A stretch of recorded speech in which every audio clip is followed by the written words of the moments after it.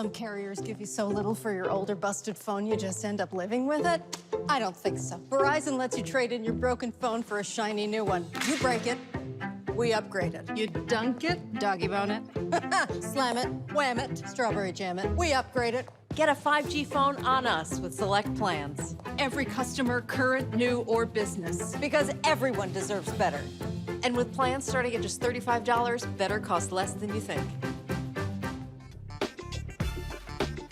What's up, family? It's December 10th, 2021. I'm Ray Baker, holding it down while Roland is on vacation. Here's what's coming up on Roland Martin Unfiltered, streaming live on the Black Star Network. The Biden agenda promised to deliver on voting rights reform, but the 2020 congressional session is about to come to an end with no legislation passed. We'll find out from Movement for Black Lives how this could impact black voters in 2022. A Michigan school district is making headlines again for how black students are being treated. This time, an 11-year-old boy is strip searched and put into a holding cell by a white teacher. Tonight, Xavier and his mother, Cheyenne Johnson, will tell us what happened and what, if anything, school officials are doing to ensure this never happens again. Today, Kimberly Potter's one-time supervisor testifies of the shooting's immediate aftermath when Potter shot Daunte Wright. He tells the jury how he exchanged guns with a highly distraught Potter to preserve evidence. And we'll also look at a new report that says students are facing an increase in hostile behaviors. And the Supreme Court rules that Texas abortion providers can sue over the state's new ban, but justices allow the law to remain in place. In our Education Matters segment, you'll meet one lady whose mission is to ensure that students and families are well informed about financing a college education. Plus, find out how Roland Martin is pitching in to help college students in need of financial assistance. Y'all know what time it is on a Friday. It's time to bring the funk on Roland Martin Unfiltered, streaming live on the Black Star Network. Let's go. He's got it. Whatever the biz, he's on it. Whatever it is, he's got the scoop, the fact, the find. And when it breaks, he's right on time and it's rolling. Best believe he's knowing. Putting it down from sports to news to politics. With entertainment just for kicks, he's rolling. It's on go, roll, roll, y'all. It's Roland Martin, yeah. Rolling with Roland now. He's funk, he's fresh, he's real, the best, you know he's Roland Martin now.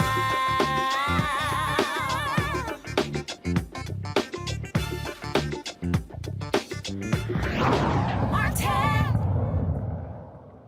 The fight for voting rights is more crucial as ever, as more and more folks work to enact more restrictive voting laws and new redistricting maps. And as the congressional session heads into recess, there seems to be no sign of any voting legislation being passed then. The Maryland General Assembly voted to override Governor Larry Hogan's veto of Maryland's congressional map. However, the Republican governor says the veto override would not be the end of the process because the map will be challenged in court. Hogan challenged the map because he says it gives Democrats an unfair advantage. Meanwhile, in Georgia, a Republican elections board purges all of its black members. You heard that correctly, all of its black members. Experts believe this action is in response to claims of a rigged election made by the last president. Now, the Biden administration promised to get voting reforms passed, but not one piece of voting legislation has made it to the president's desk during the 2021 session. Ashley Woodard Henderson from Movement for Black Lives joins us to talk about how Congress and the Biden administration have failed black voters who will face obstacles in the 2022 election. Ashley, thank you so much for taking time to join us here on Roland Martin Unfiltered. Thanks so much for having me. It's good to be amongst family. Always, always. We know that the work that you do down at the Highlander Center and other places is so vital to moving the United States, this place we call the United States, toward a place of justice. Speaking of the question of justice, however, democracy does not seem available to everyone, particularly if we are black. How can we black Americans, we citizens who are engaged in the important matters of our society, find hope or optimism and participation in the democratic project when those who claim to be our political allies in Capitol Hill don't seem to be going to bat for us? Yeah, I mean, I think this is a perfect opportunity to remind our people that we weren't voting for our saviors. We weren't voting just because we assumed that these people were going to swoop in with their blue or red capes on and save us and our democracy. What we know is that every little semblance of democracy in this country has always come because we resisted all of the forms of oppression, all the systems of oppression that harmed us, and because we pushed for an envisioning of a way that we could be together, where we could share our resources and share governing power. And now is the time more than ever to put pressure on those elected officials who we literally put our lives on the line to vote for, right? So that we can control the conditions in which we are living through policy. And it's time for them to put up. Right? It's time for them to put up. So the same energy that we brought last year, we have to continue to bring now. We need to be fighting against voter suppression. We need to be fighting for the John Lewis Voting Rights Act. We need to be fighting for the freedom to vote. All of these things are really critical, and we need to be fighting on every single level of government, right? This is both about Biden's failure to show up and show out for the very people that got him elected, very literally Black and brown bodies that were literally put on the line. Standing in line for hours and hours and hours to ensure the conditions in which we now are that have ushered him into the opportunity to actually restore voting rights to millions of people and defend the voting rights of the rest of us. This is his opportunity. It's Congress's opportunity, right, to step up and show out. But it's also our governors, our state legislatures, our municipal government's responsibility to make sure that we're doing everything in our power to make voting more accessible, not less accessible, and that is actually not a partisan issue. Everybody deserves to be able to. Yeah. Now, actually, I'm putting myself in the position of my aunties, of my uncles, my cousins, and they look to me and say, okay, Ray, so you want me to go vote? I'm going to go vote. I voted last year in the presidential election, but actually you did a good job of laying out for us the various tiers of government, be it federal, state, and local. But those things work in concert sometimes, that those of us who may not always be following this every day may not be able to see how it works. So we elect Joe Biden. Folks tell us, get us a blue Senate and we'll have the land of milk and honey. And you already told us how that wasn't necessarily true. But nonetheless, the impetus of we did our part. How come they haven't done theirs? But some of the doing theirs is the work that's happening at the state level. Can you unpack for our viewers about how the work that's happening at the state level may be undermining some of the federal achievements in voting, at least, that Black folks thought they might have secured? I mean, absolutely. And I don't feel like, to be honest, anybody can understand it better than Black people. Y'all know what it feels like when you hear the word states' rights, right? Y'all know the history and context, the racialized nuances, the dog whistles, and quite frankly, the overt white supremacy and racism related to that. And y'all know that in many of our states, we have folks that have white nationalist tendencies in governance positions, right? Particularly in the governor's seat. And so I think it's really critical to pay attention to what's going on with states. But let me use my own state as an example, because I'm sure all of the places where you all live actually are not having these problems. Let me talk about the great state of Tennessee. And let me say this for all the Tennesseans that are watching, because I know y'all watch Uncle Roland's show. I love Tennessee. There's no place that I think is better. But I'm just going to use us as an example. In 1996, the state of Tennessee ushered in, giving the state to the Democratic Party.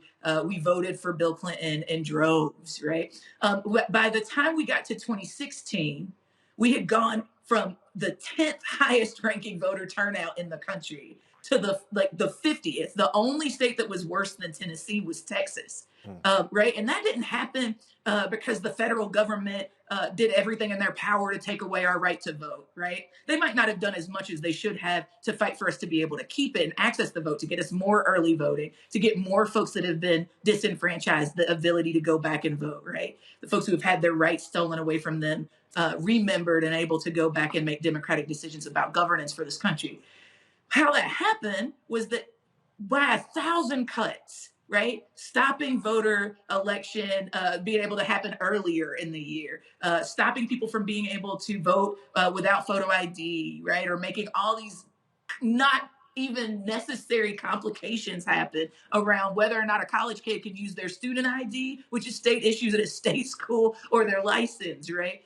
Making all of these things about voting by mail and all these other things more and more complicated and confusing, so that people like our grandmamas and aunties and uncles, our brothers and cousins, have a harder time of being able to actually go and see their vote casted and counted, right? So it's interesting to me that the GOP will so consistently say that the reason that they are concerned about stealing the vote is because there's too much access to voting, when actually what we're seeing is that people's ability to go and vote, to cast their own vote and say their voice in relationship to how this country should be governed, how their states, how their cities, their counties, their hollers, their hoods should be voted, is all actually being impacted by these many, many, many voter suppression laws.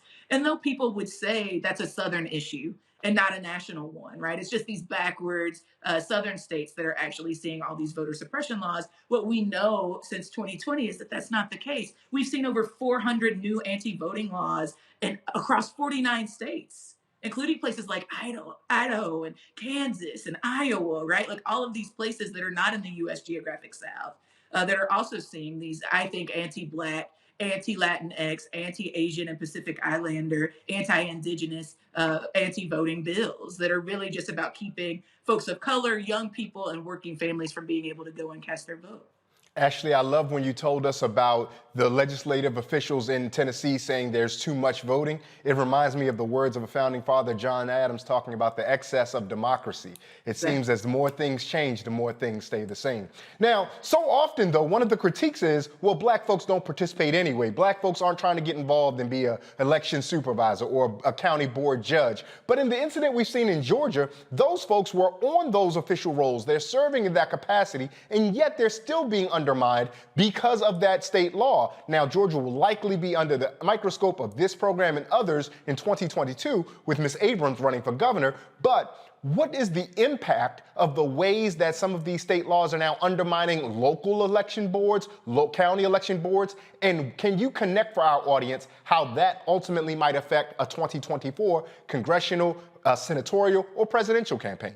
And gubernatorial, to your point about our sister Stacey Abrams running. I mean, I think, one, just to make the absurdity obvious, right? This is in no small way a direct correlation to the fact that Black people in Georgia have consistently been showing up and showing out and voting, that they've been at the tip of the spear of a multiracial fight for democracy, right? We also know that Asian and Pacific Islander vote increased in the last gubernatorial election. We know that Latinx votes increased in the last gubernatorial election. And we know that this is a direct correlation, right? That Black and brown and indigenous and Asian descended folks have actually showed up and showed out in relationship to democracy, regardless of what party they voted for. And folks are scared of what that means, right? And when I say folks, I mean particularly white electeds on the GOP that are trying to concentrate their wealth and their power, right? By stopping other folks from being able to vote and have a say in how this country and how these communities are governed. So I just want to make the absurdity of it obvious. If you feel like this is directly connected to the amount of Black turnout you've seen, that's in no small part true, right?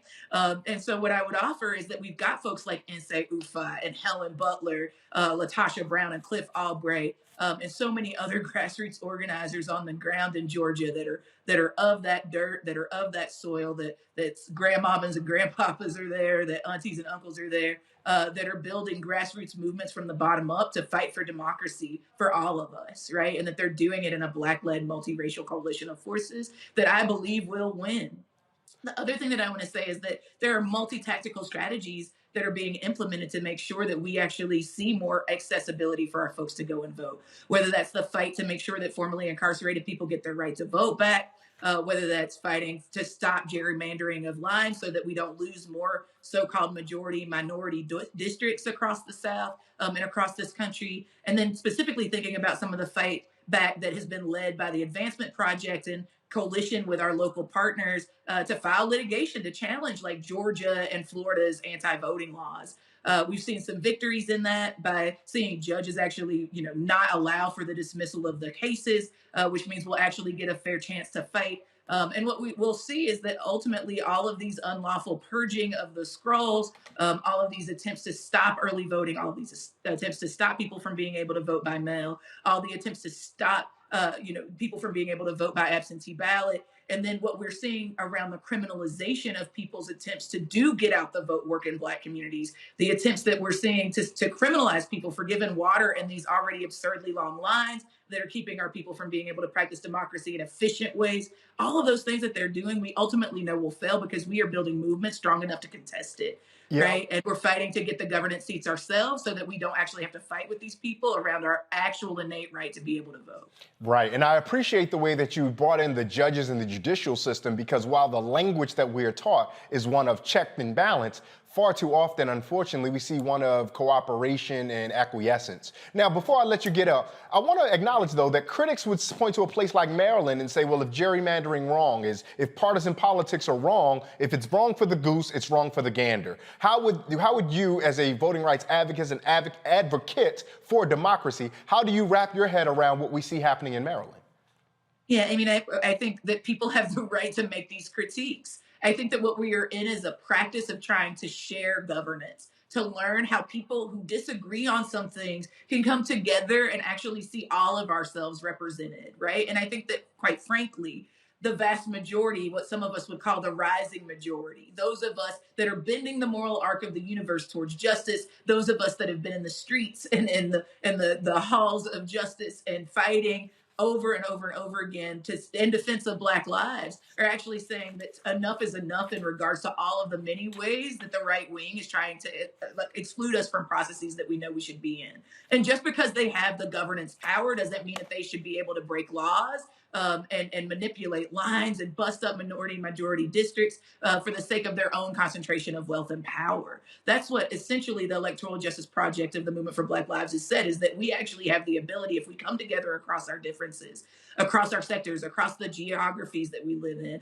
across the different sectors that we might work in, across the different identities and issues that we embody, that what we can do is actually build a Black-led multiracial democracy that is good, where everybody has what they need, so there's no harm in the first place. And what we need to do is, if we really believe in liberty and justice for all people, we actually have to get this practice of democratic governance right. And so shout out to all of the other folks that are doing this sort of advocacy work, this sort of, voting rights and ending voting suppression work, but also for all the incredible people that are building alternatives to the governance structures that we've inherited. We shouldn't be in a situation where we're having to redraw lines all the time or just trust the state to be able to count the numbers so we even know how many of us are eligible in the first place. We also need to be building an alternative to this kind of structure that we inherited, that was rooted in the first place in anti-Blackness and white supremacy and patriarchal violence that wasn't intended for us in the first place. And I think that Movement for Black Lives is figuring out how to do both, tearing down what doesn't work for our people and building the alternative.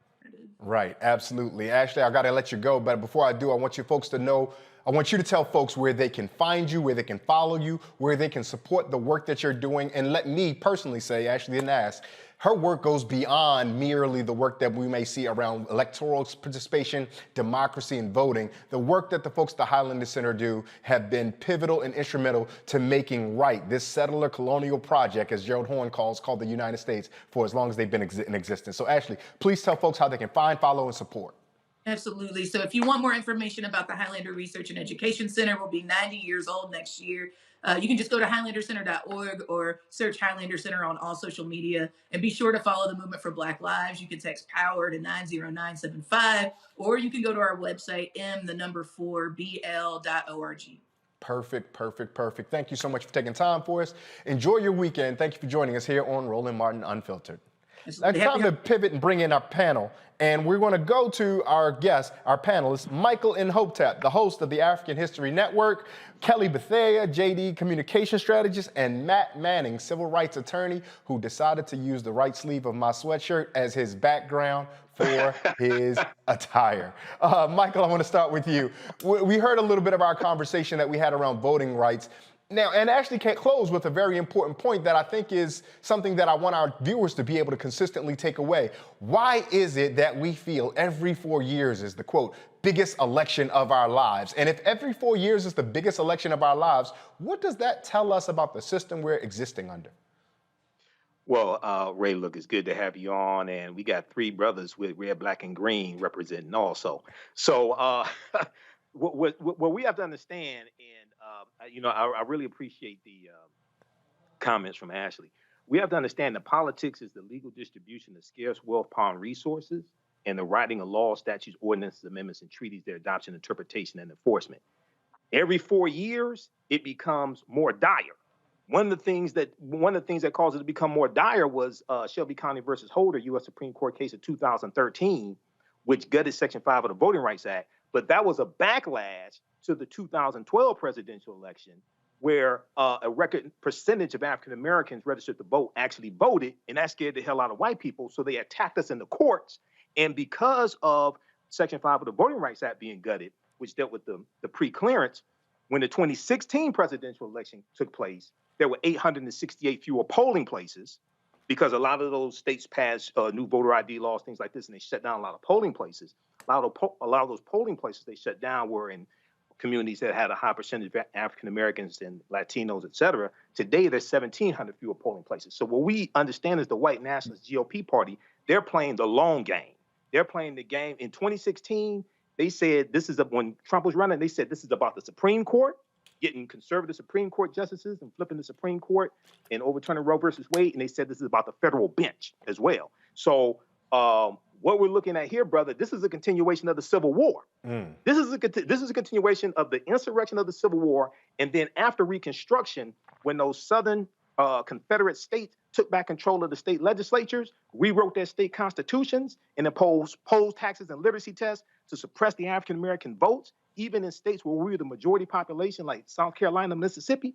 This is what's taking place right now. So we have to understand that history and fight back and vote all of these traitors out of office. Now, Kelly, we heard that Michael tell us that the GOP is playing the long game, but if the Democrats are playing the short game, they're playing it poorly because all this calendar year, we have not seen the necessary movement to protect and ensure voting rights for black folks, for indigenous folks, as Ashley said, for others. I think we may have lost. Kelly, I'll turn that question over to Matt for a second. Matt, I will start with you. What are Democrats doing? Even if GOP is going to play the long game, Matt, then at least the Democrats should be able to win the short game, shouldn't they? They should be able to win the short game, Ray. But what the Democrats are doing is playing for likes. The Republicans are playing for keeps. And Brother Imhotep said exactly what I was thinking, which is we're seeing a manifestation of what they told us they were going to do. And the problem with the Democrats and the problem with those of us who tend to vote Democrat is every 4 years we buy, what they tell us about what they're going to do for us. Then we get sold on that. And then they get into office and they say, sorry, not right now, or not like we told you it was going to be. So what it becomes is a matter of not only holding them accountable, but letting them know, hey, if you're not going to do it, then we'll find somebody who will.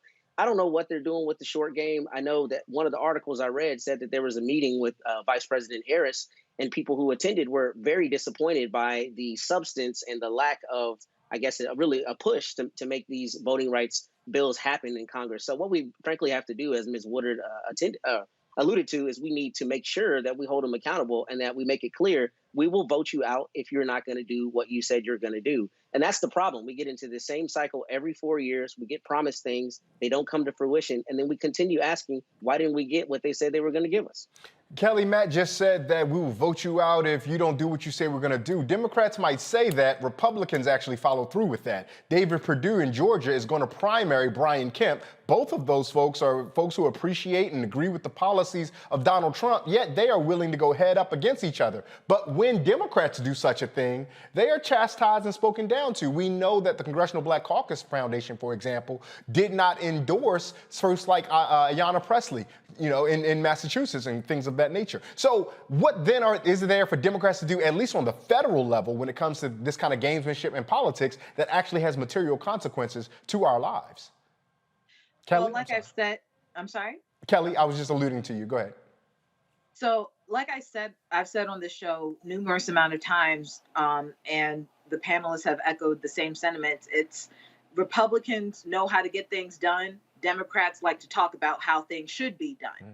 And what's happening right now, as with every election cycle, like we said, it's always like it's coming down to the wire. It's always the 11th hour and 59th minute for everybody to get up and actually do something.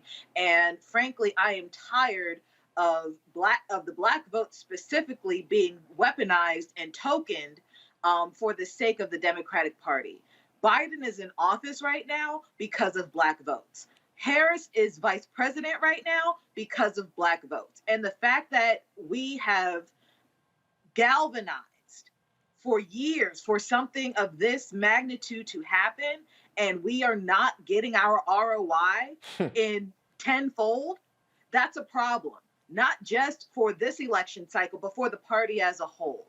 So the solution really is to vote those people out who keep reneging on their promises. But at the same time, the other end of that is the fact that the Democrats aren't even mentoring and I can't even think of the word, but basically like raising another Democratic leader, such that in the case that people in the party right now aren't doing their job, there's no person right now, or people rather, to take up that mantle. Kelly, so it's a let me push on back. several accounts. Let me push back and just ask this when you say that.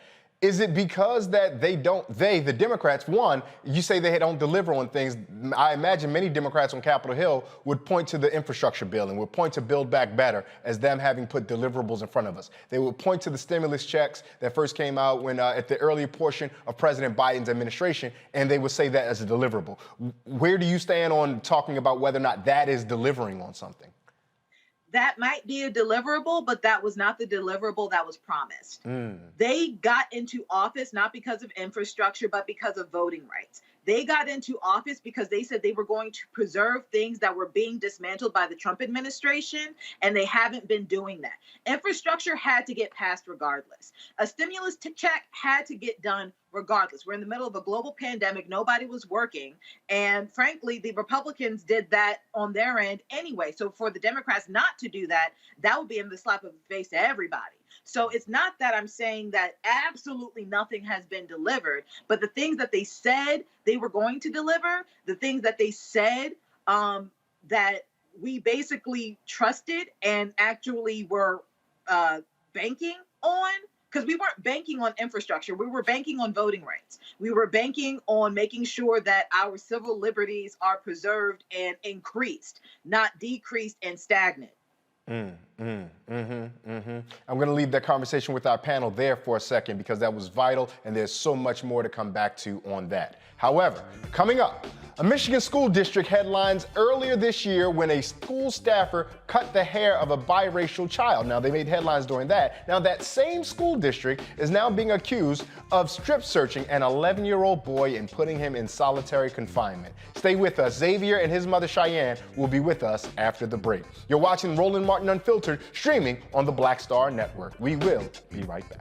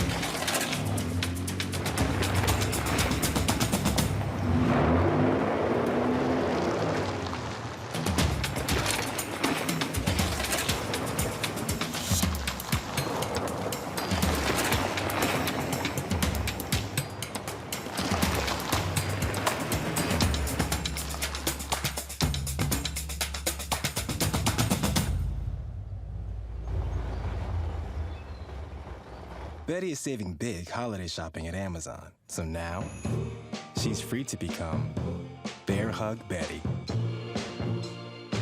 Settle in, kids. You'll be there a while. Ooh, where you going?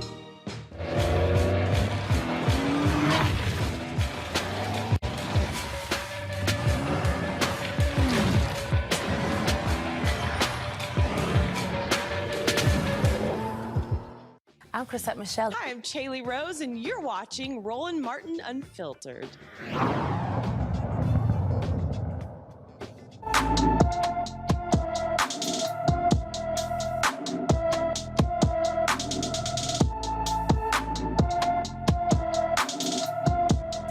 Aaliyah Scott was last seen in Fayetteville, North Carolina, Wednesday, December 8th. The 15-year-old is 5 feet 6 inches tall, weighing 120 pounds, and has brown eyes and black box braids. Aaliyah has a nose piercing and was last seen wearing dark-colored ripped jeans and a light-colored hoodie. If anyone has information concerning the whereabouts of Aaliyah Scott, please call the Fayetteville, North Carolina Police Department at 910-433-1851.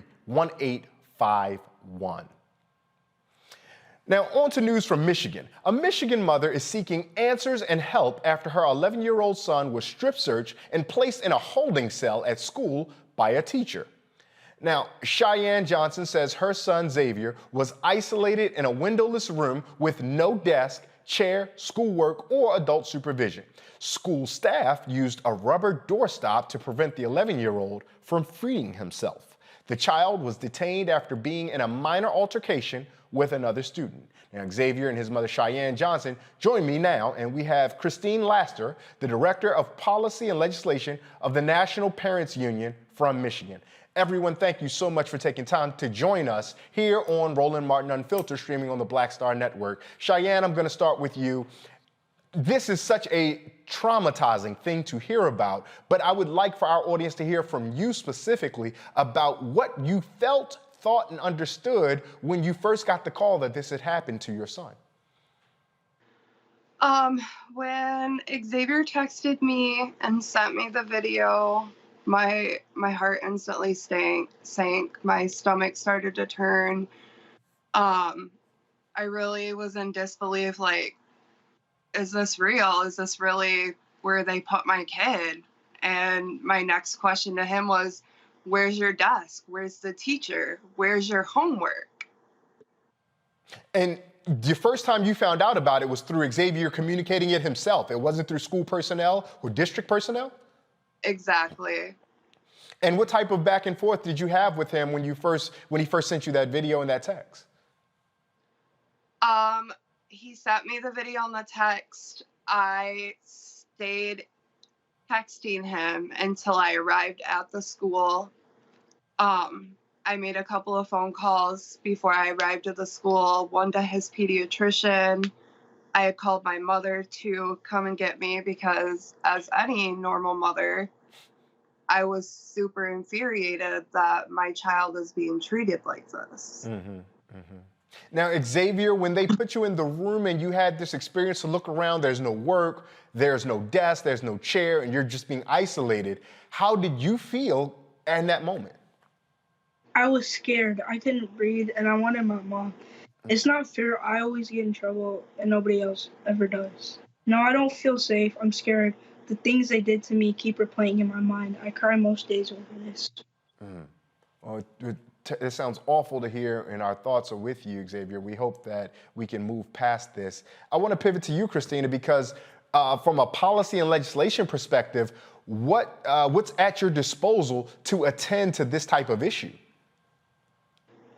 So Xavier, outside of being a protected student under federal protections, he's also a student with disabilities with an IEP, an individual education plan. And they were supposed to have service and support, so they violated their own policies and federal rules and laws. Plus, there is a set of Michigan compiled laws that speak specifically regarding seclusion that they violated. Even the time frame of which, even under emergency situations, you were to seclude and the notice and all of those things. So we will be pursuing a complaint with the Office of Civil Rights, the U.S. Department of Education Office for Civil Rights, and the Department of Justice to do an independent investigation, a real one, not like the one that the Mount Pleasant Public Schools claim to do, and then to hold accountability. There's federal dollars that are spent in schools, and they cannot do this type of stuff. It's unlawful and inhumane.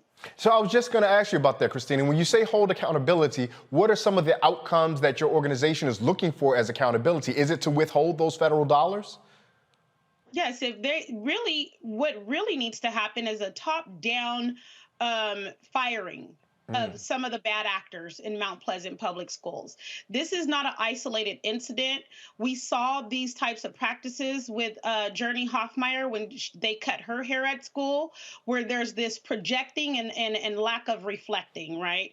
They tend to blame the parents or somehow the students, and then claim that they neutrally do independent investigations on themselves. I don't expect to see justice without an external intervention, because the Mount Pleasant Public Schools has shown themselves to be, basically biased when it comes to holding themselves accountable. Cheyenne, I want to come back to you. Did you feel like Xavier was being targeted? I have for 4 years now. Like, this isn't the first incident that's happened. This has been going on for a while, and this is it. This is what set me off. I'm completely done with the games of sweeping it under the rug. I'm tired of having to basically help my child cope because he can't go to school without being racially profiled or having other children call him racial slurs. Xavier, I want to ask you a question, and I know so much of this has been sad and heavy, but we want to uplift and highlight your humanity. What is your favorite thing to do when you go to school? If there's none of the problems that your mom talked about, if everything's going well, what part of school do you like the most? Math and talking to friends and going to recess and just to be free with other people instead of being targeted or in trouble. I want to learn or have fun. And so how do you then feel when you don't have the opportunity to go and do math, which you like and enjoy, or hang out with your friends or play at recess? How does it feel then when they've taken that opportunity from you? I feel sad and questioned because what did I do? I don't know what I did. Christina, I hear this, and I imagine all of us who hear this are heartbroken, both in the theoretical sense about the rules not being applied, but in the literal sense of the implications of what this means for Xavier, how he'll move through and think about educational systems and spaces. But you've documented, Christina, that this happens in this school district. We did not see justice the first time we tried to appeal for this, and there was a community of those calling for justice. Is there any reason to be optimistic now that there will be external pressure to deliver real accountability? Well, if we're looking for hope to change hearts, then I don't seem optimistic about that. But I am optimistic about legislating justice. So we can't legislate heart change, but we can definitely pursue and legislate justice, and we will pursue by all means. In the meantime, I am advising all the parents who have experienced this or similar harm in the Mount Pleasant Public Schools to please reach out to the National Parents Union. We have a form where you can anonymously, or if you want to share your story, let us know, because we do know that this is a particular pernicious pathological issue in Mount Pleasant Public Schools. Now, Christina, another thing I want to draw our viewers' attention to is this isn't the South, right? We so often talk about, and I don't know if you had an opportunity to listen to some of our earlier guests, but she was talking about how some of the more nefarious political gamesmanship we see are in parts of what we call geographically southern U.S. Michigan's not southern U.S., but yet we're still seeing some of that predatory behavior that has harmful effects. What is it that you want our viewers to take away about the experiences of Black and brown children across the nation? You know, this is similar to the experiences that our grandparents faced with the white citizens councils, right? I mean, if people need to be able to recognize what is happening and be willing to pursue justice, stand up and fight back. Our children, we have to protect our children. They're our most prized possessions. And so I never advise any parents to leave their children in a school where there is harm, but at the same time, we need to be advocating for those children that don't have access to another place to go. Where are the children supposed to go? It's really interesting how Xavier was getting in trouble for all of the issues of being called out of his name. He was punched in the privates in the bathroom by white students, and none of them faced any penalty. But then he can be falsely imprisoned based on accusations from the same students that don't like him. And what is that conditioning our children to think about themselves? That type of isolation and confinement is conditioning him for the school to prison pipeline. Very clear. We need to be in hot pursuit of justice with what's happening to our children all across this nation. Hang tight for a second, guys. I got a panel I want to bring in. Kelly Bethea, Matt Manning, and Michael Imhotep. Michael, you have a question. I want you to offer your question to our guest here. All right. Well, thanks, Ray. Look, I want to thank everybody for coming on. Xavier, Cheyenne, and Christina. I saw the interview you did yesterday. And the question I have, I remember, Christina, you saying that an investigation was done. The Mount Pleasant school did an investigation, and they said that they found that the allegations were not true or something to that effect. And what I'm trying to find out, Xavier filmed himself inside the room. Okay, and we saw that video. So are they saying that he made all this stuff up, or like what exactly are they saying was not founded? And did somebody say that he had a gun on him? Apparently he did not, but did somebody make an allegation also that he had a gun on him? Obviously, he wasn't too much of a threat if he was able to get his phone into the room, right? Right. And so, what you're asking is what we're also considering. How are we able to view evidence when they keep denying our Freedom of Information Act rights? How are we able to see the evidence that proves that the allegations were even made in the first place and that there was an investigation on that? We're asking the same people who hold and pride themselves to now turn and challenge themselves to tell the truth. We're asking the same people who are perpetuating this harm and the discrimination on our students to now hold themselves accountable. I just don't see that happening. The investigation, if they did conduct one, would be biased and botched again, like it was in the Hoffmeyer situation, because they haven't reached out to the family or the medical expertise of a team that he has in his life because of his disabilities. Cheyenne, I want to close with you. What is it ultimately that you would like for Xavier and his education career moving forward? If we were in the world where the school district did abide by the laws and rules that were on the book, what ultimately would you like for Xavier? I just want my child to receive an education. Like the education that is offered to every other child in America. Or I'm sorry, every white child in America, because my child is being robbed of his education. I just want him to be able to go to school and not be called names. I don't want to get a horrifying text message of a video of him sitting in a room. And I don't want him to come home from school crying because kids have been mean to him all day, and now it's to the point where he hates the way he looks. He hates the color of his skin. He doesn't want to be around anymore, or to tell me that he doesn't even want to be alive. Like, just for a parent to hear that, it's horrible. And I want better for my kid. Kelly, you had a question?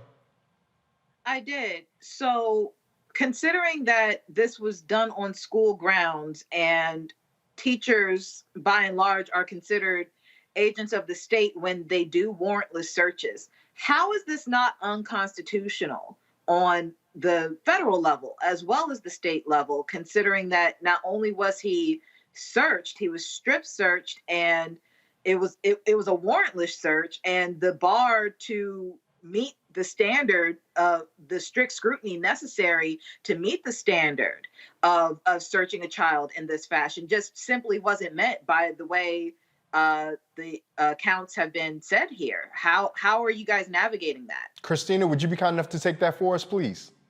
Yes, of course, we're going to be pursuing legal action, at the same time recognizing that they violated MCL 380.1307, right? The Michigan compiled laws with regards to seclusion and a whole bunch of idea and faith rules and rights. You know, basically what they did to him was unlawful, inhumane, unconstitutional, but we just have to pursue in the courts, because when we're calling to say we want to file a police report, we want to file a report on this agency or this school or this teacher, this particular part of Michigan and the Department of Michigan has not been willing to hold them accountable for their actions and their violations.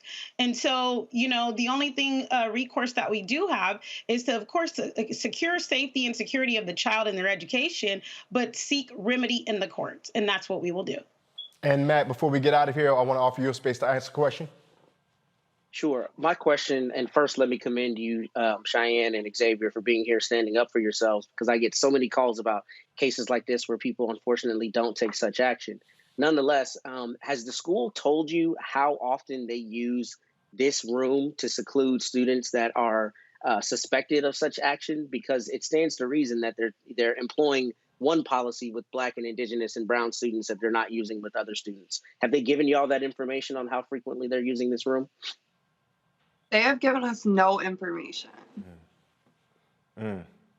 Like, can I speak to that? We have put in several requests, right? Part of that was the Freedom of Information Act open and public records request that we asked for. We asked for incident reports. We asked for days. We've been asking for information that they have just refused to turn over. Christine Lassiter, thank you so much for your time. Cheyenne, Xavier, we're so sorry that this is the way that we have to engage you and that we come across meeting you, but we are grateful that we can be the vehicle that you all are using to get this story out into the public. Christina, how can folks amplify this story? How can they ensure that there's enough pressure on the specific school district to attend to this issue? I would ask that people would email the U.S. Department of Education or contact the U.S. Department of Education Office for Civil Rights, the Michigan Department of Education Office for Civil Rights, and ask the legislators in Michigan to hold accountability behind what's happening in Mount Pleasant. Like I said, this is not an isolated incident. The superintendent, Jennifer Vergler, definitely is careless and callous with regards to these actions, and she needs to be fired, and they need to bring someone in that is willing to set the district in a right trajectory and the right path for all students to learn freely. Guys, we are so sorry that this is how we meet, but we're grateful that we're able to be this vehicle. You guys have a wonderful weekend. Thank you so much for your time. Roland Martin Unfiltered will be right back after this break. You're watching right here on the Black Star Network.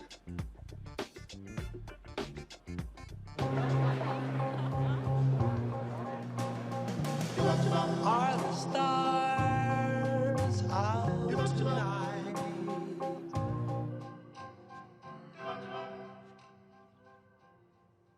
Alexa, play our favorite song again. Okay.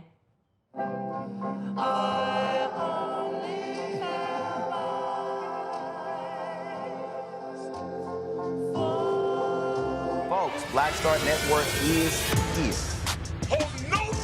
I'm real revolutionary right now. Support this man, Black Media. He makes sure that our stories are told. Thank you for being the voice of Black America, Roland. Stay black. I love y'all. All momentum we have now, we have to keep this going. The video looks phenomenal. See, there's a difference between Black Star Network and Black-owned media and something like CNN. You can't be Black-owned media and be scared. It's time to be smart. Bring your eyeballs home. You dig?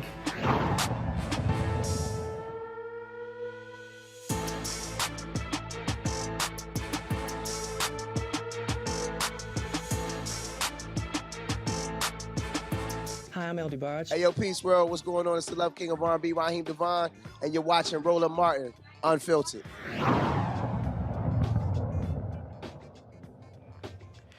In Minnesota, a former supervisor of Kim Potter tells the jury what happened immediately after Kim Potter pulled the trigger on what she thought was her taser. Sergeant Michael Johnson says he was holding Daunte's right arm with both hands in the moments before he was shot. During his testimony, Johnson detailed the events immediately after Potter shot Wright. with Ms. Potter's firearm. Yes. And can you explain to the jurors what you did? Due to her mental state of not knowing what she might do, I knew that her firearm was a piece of evidence at that time. So I removed her firearm and put it in my holster and put my gun in her holster, just so that that evidence was preserved. And then was that all captured by body camera as well? Yes. And, Your Honor, we would offer at this time Exhibit 65.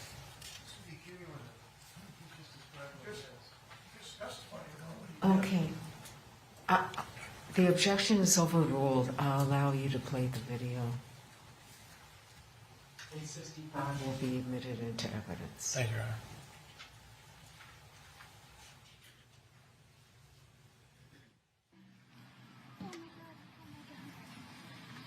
Stay right here. Stay right here, okay?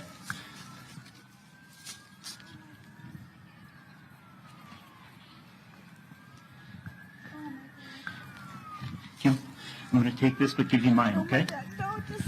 No, no, that's not happening, Kim. I'm giving you my gun, okay? I'm just going to hold on to yours. All right? Kim? We'll get it all figured out, okay? I don't know. I don't know what's happened. Okay, Kim, sit down, please. Okay? Put my gun in your holster for you. I don't know what happened.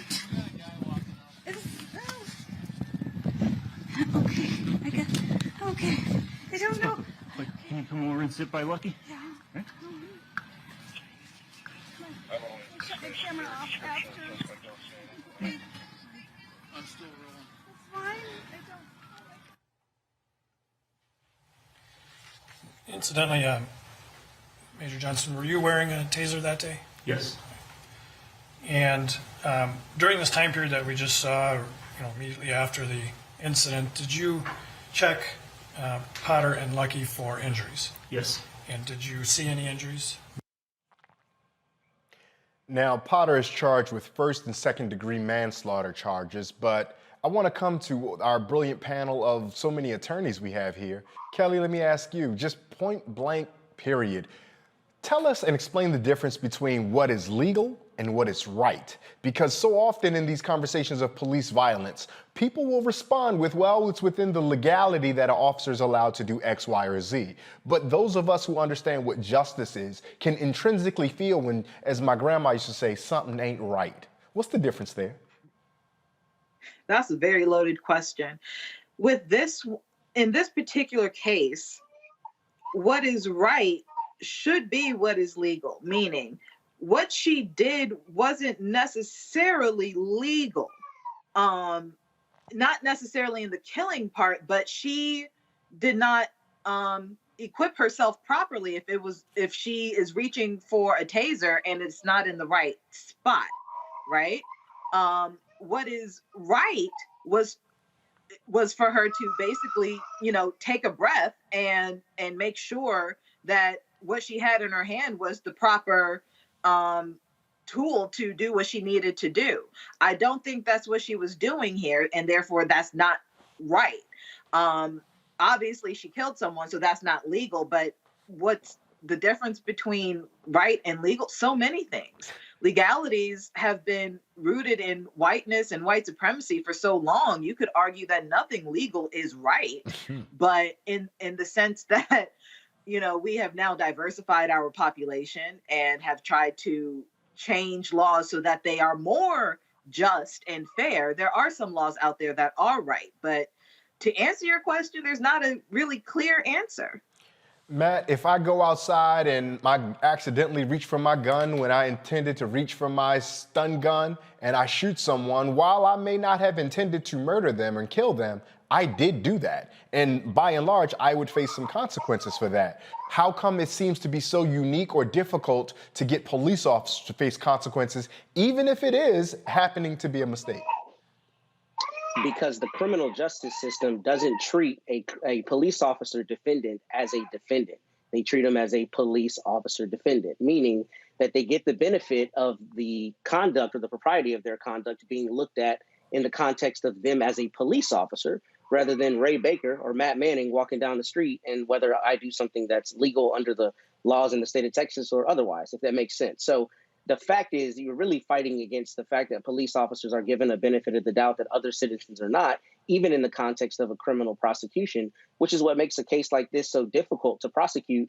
I suspect the prosecutors are proceeding really under like a recklessness standard rather than an intentional or a knowing standard, because they have to basically articulate she doesn't get a pass if she pulls her gun rather than her taser, if she is imbued with the authority to not only carry a gun, but is inherently also required to have the discretion to know the difference between the two.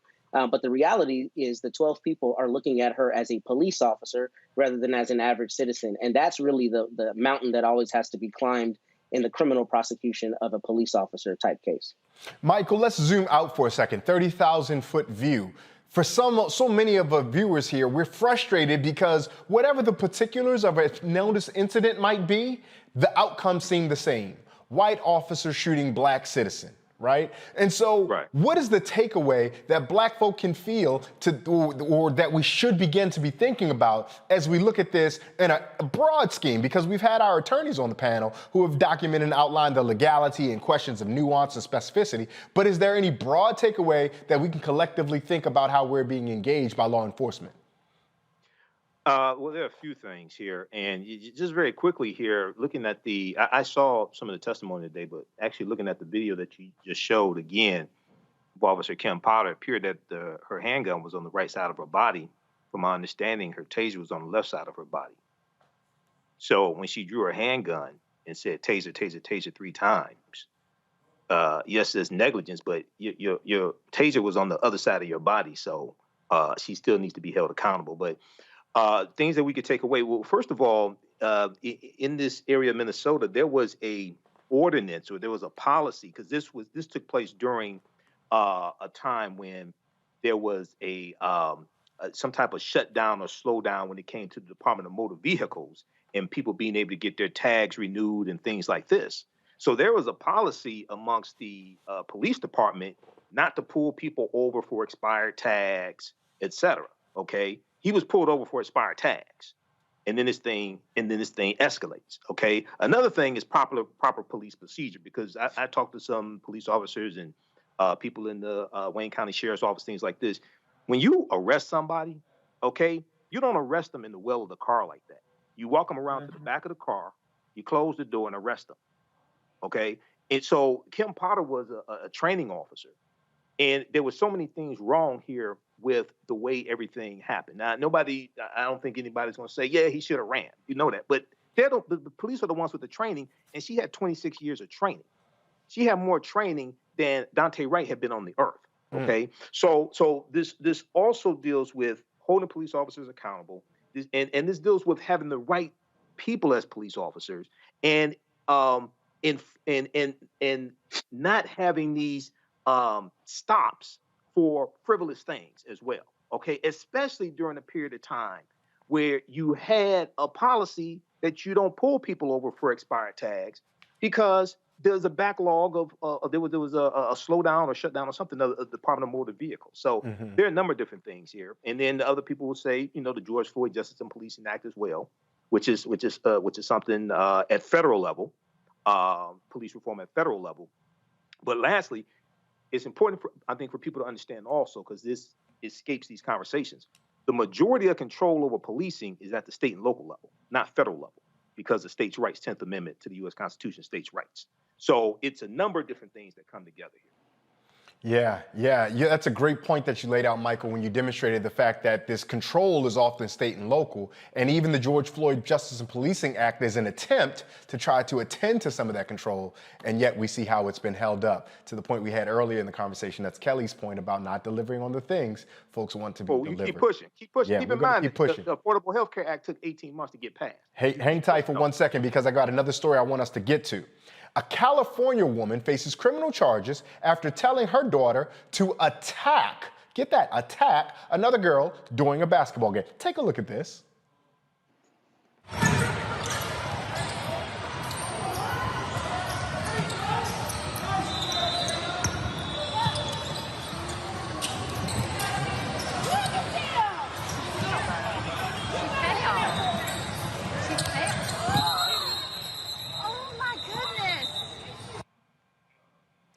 This isn't the first time that Latira Shanti Hunt encouraged her daughter to get one of her opponents. Hunt is now facing battery and contributing to the delinquency of a minor charges. If convicted, she is looking at a maximum sentence of 1 year in jail. Michael, when you see something like that, the violence is abhorrent, and the violence at such a young age is abhorrent, but also we're seeing that that violence is being coaxed and off camera. We're likely to see that that violence is likely being rewarded in different ways at home. What is your takeaway when you see that? Well, you know, I saw this story from ABC Channel 7, and the mother is being charged because the allegation is from this story, and I actually watched the video. The allegation is that the mother told the daughter. When you go back and watch the full thing, it looks like maybe the daughter tripped over the other player, okay, and fell down. They both fall down. So the allegation from the prosecutor is that the mother told her daughter something to the effect of, "You better hit her for doing that." Then she hauls off and hits the girl and knocks her down. Okay, so now the mother is being charged. So I had to go watch the video a few times. I'm like, this doesn't make any sense. But you know, so I don't know how often parents are charged for something like this as well. I don't know. So maybe the attorneys can speak on that. But this is a crazy case here. Yeah, Matt, I'm curious about what you see because, listen, there's no good heroes here. There's no good guy. There's no way to spin this that says this ought to be this one way. If what we're seeing, and this is an important caveat, and unfortunately too many of our partners in mainstream, or as Dr. Greg Carr from Howard University would call it, Eurocentric media would say, they don't do the necessary diligence to acknowledge that perhaps we don't have all the information. But if indeed what we are seeing is the full story as it appears, is there anything here that says that this mother shouldn't be charged? I don't think so, Ray. I struggled with this one when I watched this video because I think the problem here really is Miss Hunt has a special relationship by virtue of the fact that she's this young girl's mother, right? So you see, she instructed her and she immediately followed the instruction. As a little bit of a nerd as it comes to the legal stuff, I actually think this is a brilliant way to charge it. I looked at the charges and I think they will stick. And unfortunately, I don't think there's a way not to charge her in this case because the young woman got up and it looks like the play might have continued, but for her mother saying, you need to hit her for doing that. Now, the caveat to that is my understanding is there has been violence at other games before. So that propensity is something that probably needs to be addressed by the officials and the people on the team anyway. But it's such an instantaneous response here that unfortunately, I don't think the prosecutors can refrain from charging her. I think the charges will stick and I think it'll be an easy case for them to make. The battery charge may be a little harder. A jury may say the girl chose to do the punching, mom didn't actually do the punching. But under an accessory theory or a combination theory, I wouldn't have any problem putting this in front of a jury. And I think it's appropriate under the video that we've just seen. Kelly, I would also pivot to think about this young girl. This young girl now has to experience whatever interaction with the criminal justice system because of by virtue of her mother in one way or another. What does this portend for that young woman's future, given her now early interaction with the criminal justice system and the myriad of ways that we know that the criminal justice system does not attend to the needs of Black people, particularly Black girls? I mean, this is a very tough case in that regard because you empathize for those very reasons, right? But at the same time, I can't help but think of what just happened, a week ago or 2 weeks ago in Michigan, regarding the young man who killed those 4 students in the school shooting. So the parents in that case are also charged, similarly to the mother in this case. And my thing is, at some point you do have agency over your own body. That is when you are an adult, right? When you turn 18 or 21, depending on the situation. These children, even though they are old enough to understand right and wrong, they are still under the agency, so to speak, of their parent. So even though I empathize with this young girl, and she does know the difference between right or wrong, had her mother not said anything, I don't think it would have escalated to that point. Because when you look at the video, it looks like a foul. I'm not a basketball person, but it looks like it was a foul of some sort. And she was walking away, and she circles back, as I guess that's when the mother said something, to sucker punch the opposing team member. So when you see it that way, yes, she knows it's wrong. Yes, she's a child, but at the same time, she's still under the influence of her mother, so much so that the mother is charged herself. So again, when it comes to the justice system as a whole, thoughts and prayers to this young woman, because again, we do know that there's very little mercy on the side of the law that impacts Black young men and women. But at the same time, it gets complicated because of that dynamic between mother and child, or parent and child. It's fascinating that you leave us there and you leave us with that thought, because particularly considering what Matt told us, we're talking about law enforcement often gets to say, I was just doing what I was told. This young lady, she may not. We're going to take another break. You're watching Roland Martin Unfiltered here on the Black Star Network. We'll be right back.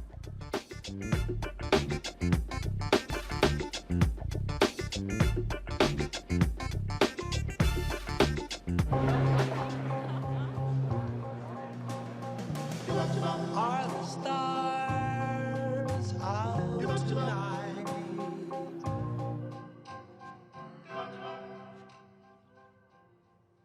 Alexa, play our favorite song again. Okay. I only have eyes for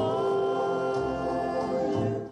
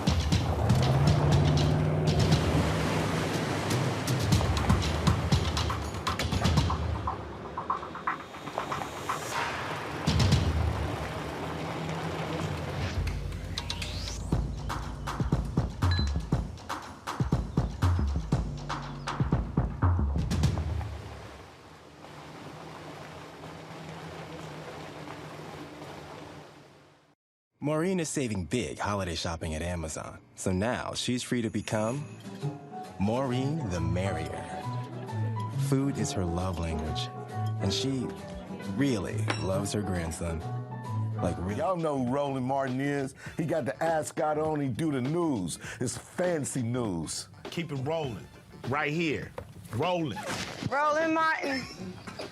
Right now. You are watching Roland Martin, Unfiltered. I mean, could it be any other way? Really? It's Roland Martin.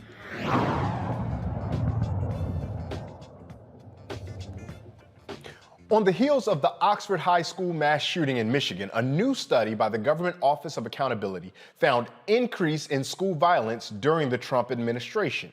Now, data from the 2015 school year, from 2015 to 2018 specifically, tells us there was a 97% increase in attacks with weapons, hate crimes grew by 81%, and sexual assaults rose by 17%.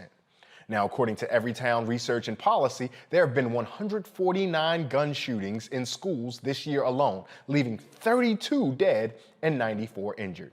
From Baltimore, Maryland, joining us is Kalila Harris from the Center for American Progress, the Managing Director for K-12 Education Policy. Kalila, thank you so much for joining us here on Roland Martin Unfiltered. Thanks for having me. Now, it's so easy to blame Donald Trump for all of the bad things happening in the United States, and quite honestly, I'm satisfied doing that and having us all go home. But beyond that, what is it that's happening in our educational climate that is leading to an uptick, if it is indeed an uptick, in the violence that we're seeing in school settings? I think it's fair to say that it's an uptick, and I think it's also fair to blame Donald Trump. What we know is that family members are a part of the community. Just as we saw in Michigan, that the parents of that young man in some ways were complicit in his behavior. And, you know, the broader society reflects what's happening in schools, and schools reflect what's happening in the broader society. And since the Trump administration, the increase in vitriol, incidences like Charlottesville, all the way through to the January 6th insurrection. Those people have children and they go to school every day with the belief systems in their households. So it's not a surprise at all. You talk about that households and communities represent schools, schools represent communities. It seems there's a national language of violence. We know that if nothing else, look at all of the money that we try to fight for everything from healthcare to mental health and elder care, but we have tons of money for defense, violence. So could it perhaps just be a byproduct of we are a violent society, a violent people, and so we shouldn't expect anything different from our children? First of all, we should expect something different from our children. It is certainly the case that if they're exposed to violence or if violence is glorified, particularly from the highest office in our nation, that children are going to get a message it's okay to attack one another to resolve their differences. But, you know, I'm a member of Gen X. You know, we say things like, you know, the kids today, they're ready to pull a gun when back in the day we would shoot the fair one, right? We would be willing to have a fist fight and the beef and be done with it. But, you know, there are a lot of things that are happening to young people today that weren't happening when I was growing up, whether it be the back-to-back recessions, the pandemic,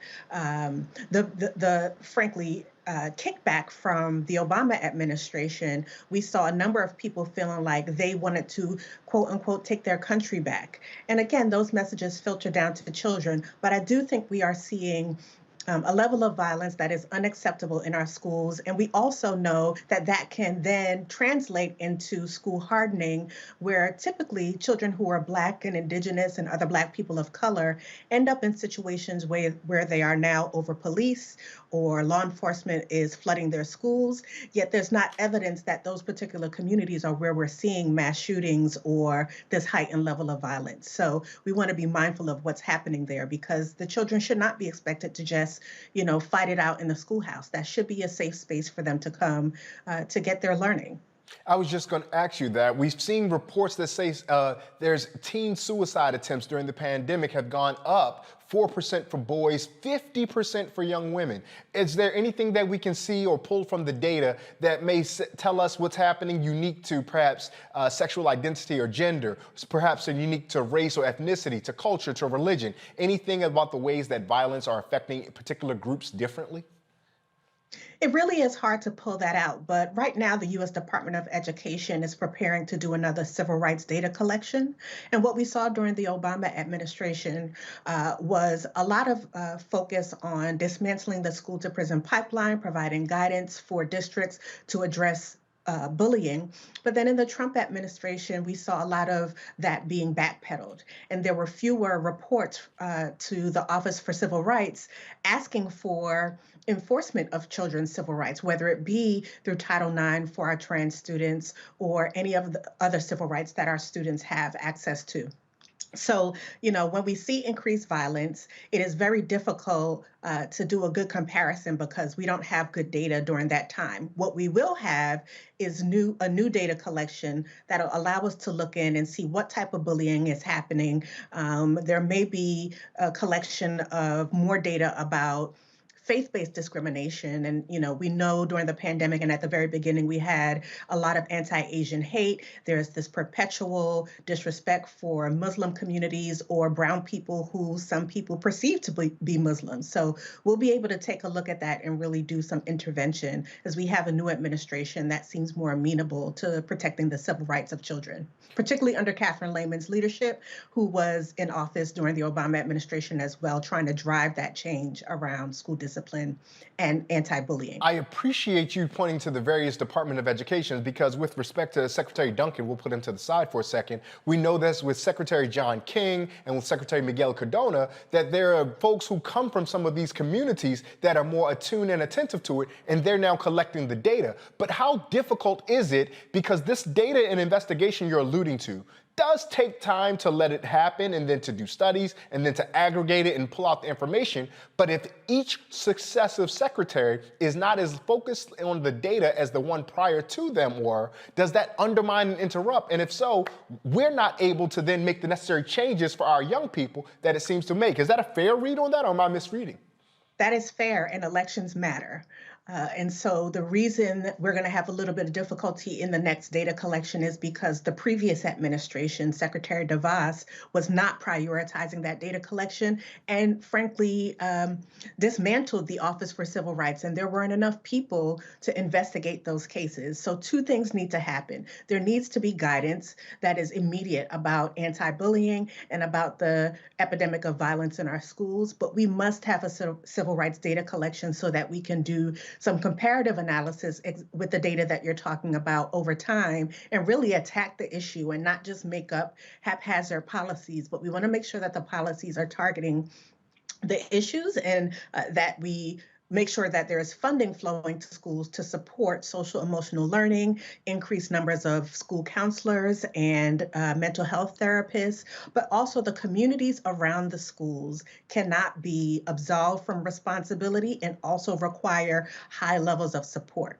In the American Rescue Plan, dollars have gone to school districts to support some of that increased mental health access, but we have to do a whole lot more. And access to public health is, public health care, is also a critical component here. So all of those things go together to make sure our children are going to schools where they should not expect violence, where they should not expect stabbings, they should not expect someone to pull out a gun that their parents gave them a week before and just shoot the first people that they see. That really should not be indicative of the country we live in, but unfortunately it has been, whether it be Sandy Hook or Marjorie Stoneman Douglas.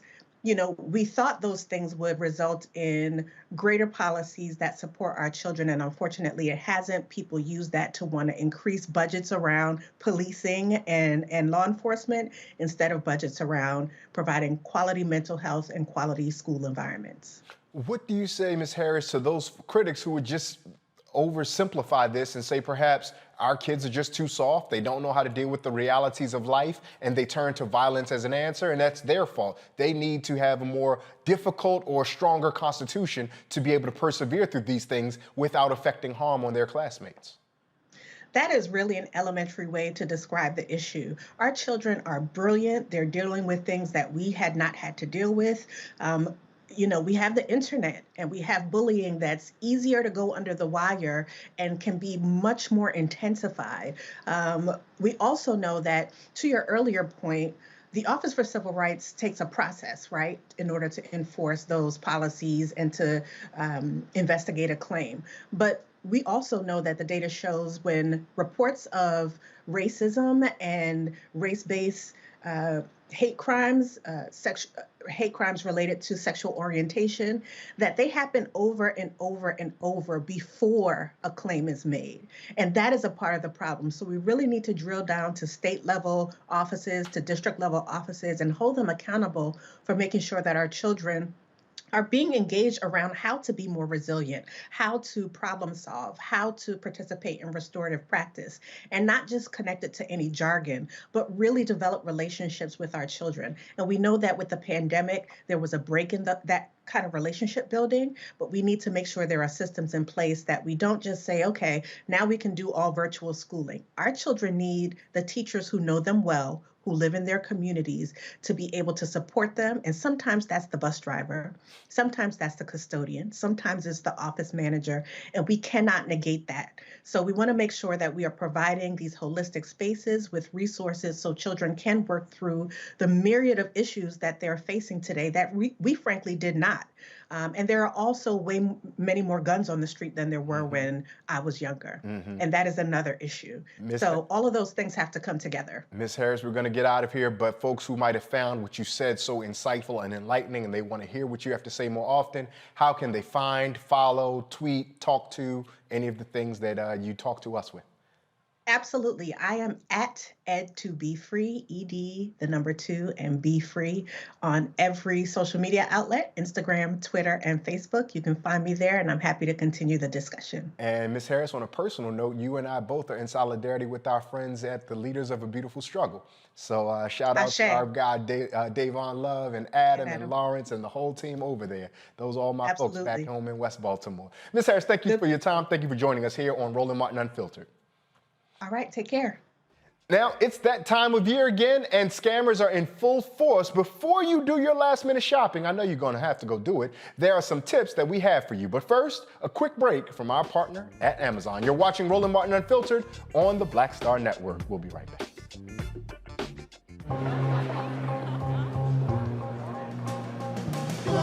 Are the stars out tonight?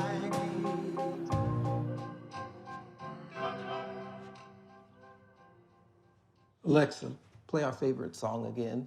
Okay. I only have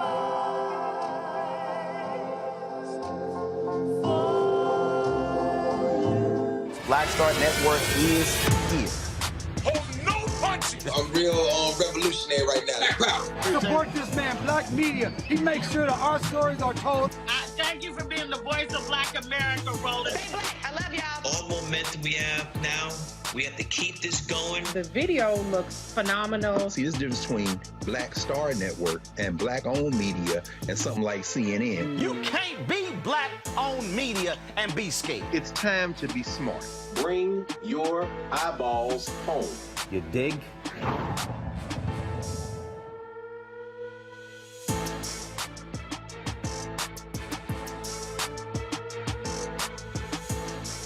Yo, it's your man Dion Cole from Blackish, and you're watching Roland Martin Unfiltered. Stay woke.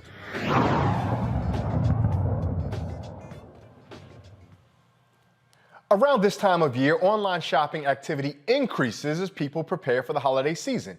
It's projected that consumers will spend between $210 and $218 billion with a B dollars on e-commerce sales. The increase in online activity also adds risk to online predators and scammers. Joining us now to give us more information on protecting our wallets and our identities during this season is Anthony Hendricks, Director and Chair of the Cybersecurity and Data Privacy Practice Group at Crowe and Dunleavy. Anthony, thank you so much for taking time to join us here on Roland Martin Unfiltered. I am so happy to be here, Ray. And as you mentioned, I am a lawyer, but I'm not your lawyer. And so this conversation that we're going to have is just should not be considered legal advice. Instead, it's just a conversation between two friends with a couple of thousand people watching as we discuss. Spoken like a man who's been told before, well, my lawyer said, and you're not anybody's lawyer. Anthony, give us a big overview for a second. This happens to be the most wonderful time of the year. It's also the most consumerist time of the year. And as technology has changed, we don't have to go into stores in the same way that we used to. We can sit in the comforts of our home and purchase things, but that also opens us up to some liabilities. Explain what those might be. Sure.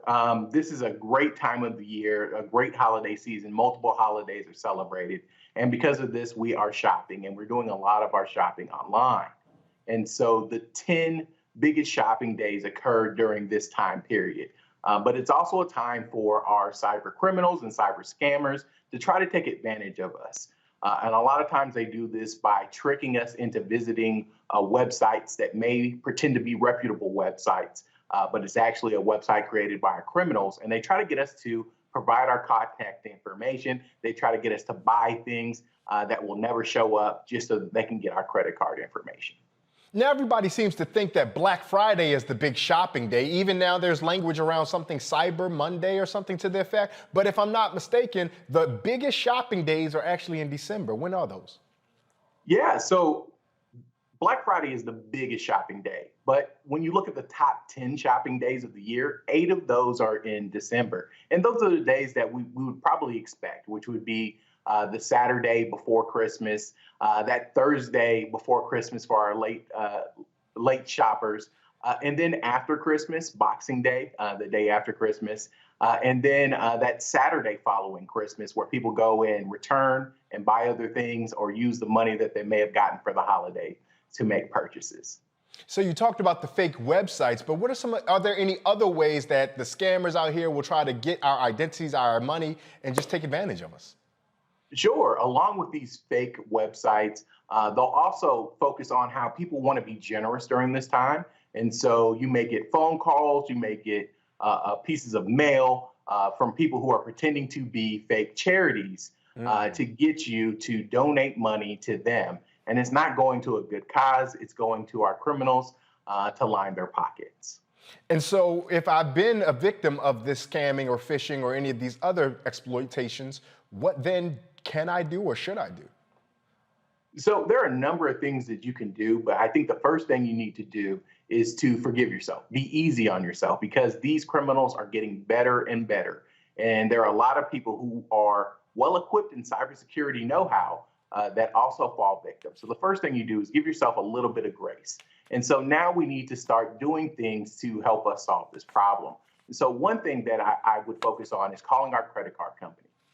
It's important that when you're doing this holiday shopping to try to use your credit card because it gives you an added layer of protection. And so if money is going to be spent, it's not coming out of your bank account, it's coming out of your credit card. And you can call your credit card company, explain that you were a victim of fraud, and then ask for a new credit card, and then go through and cancel the purchases or dispute the charges and go through that process. The next thing you probably want to do is to take a moment, and I know this sounds counterintuitive, but take a moment, pull out a piece of paper and a pen, and start writing down every piece of information that you have potentially given these criminals. And knowing the type of information that you've given kind of tells you what you should be doing next. Did you give your social security number? Did you give your birth date? Did you give your credit card information or your bank account information? And so that kind of gives you a guidepost of what you should be doing. The third thing that I suggest is to talk to law enforcement. Talk to your local police department, talk to the FBI, or maybe even report it to your state attorney general. And so you're doing this for two reasons. You're doing this, one, to help yourself, to get someone to try to investigate and try to help you solve your problem. But you're also doing this for other people so that law enforcement kind of knows what types of trends and scams that are happening during this season. It helps them with their future investigations, and it also helps them create advisories. The FBI does a wonderful job of creating advisories about cyber scams that people should be aware of. And so they send those out based on feedback that they get when people report crimes to them. Along with that, you also want to work on your credit. You want to talk to the credit bureaus and either place a freeze on your credits, or you can set up an alert so that if anyone submits an application for credit, they have to call you first on your phone and get a confirmation from you that, yes, I authorize this. And then finally, what you should do is to start creating a better cybersecurity habit so it doesn't happen again to you. And so some habits that you can start creating is creating strong passwords that are different for every site.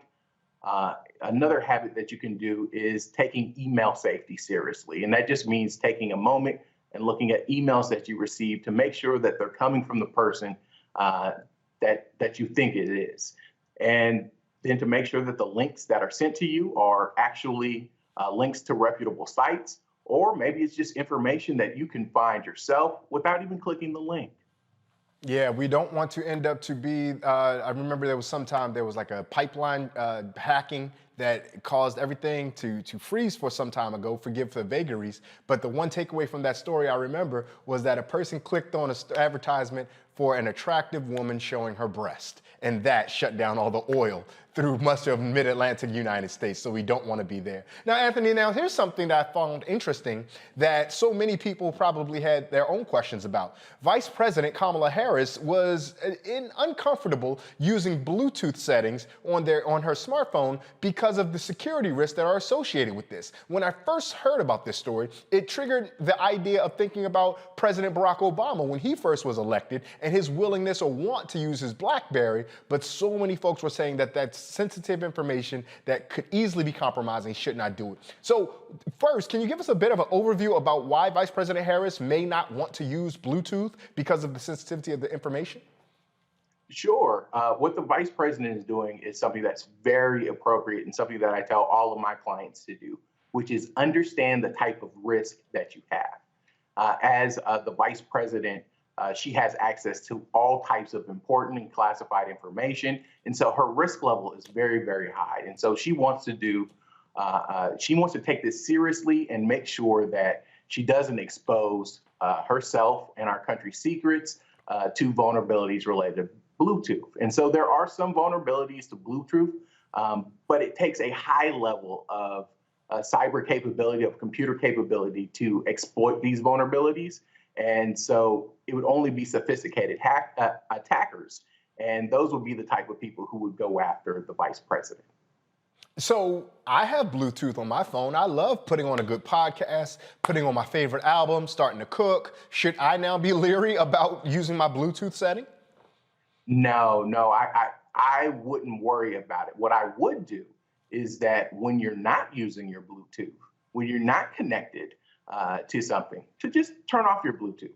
But again, the risk related to Bluetooth is very small. It takes super sophisticated technical skills to exploit it. And so those people aren't likely to go after me or to go after you.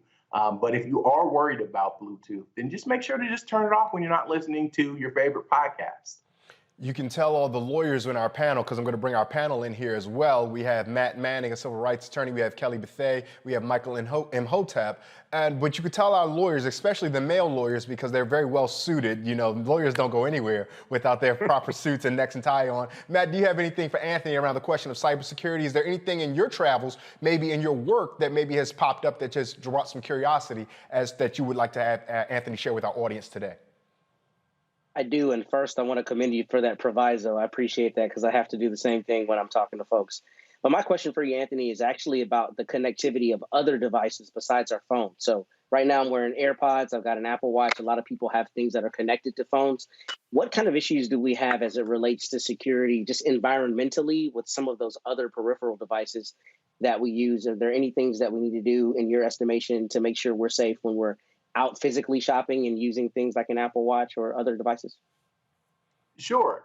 The one important thing that people should do is to always update your device with the newest software. So a lot of times people will get these messages that say, hey, we're going to update in the next 5 minutes, and people hit snooze and don't do that.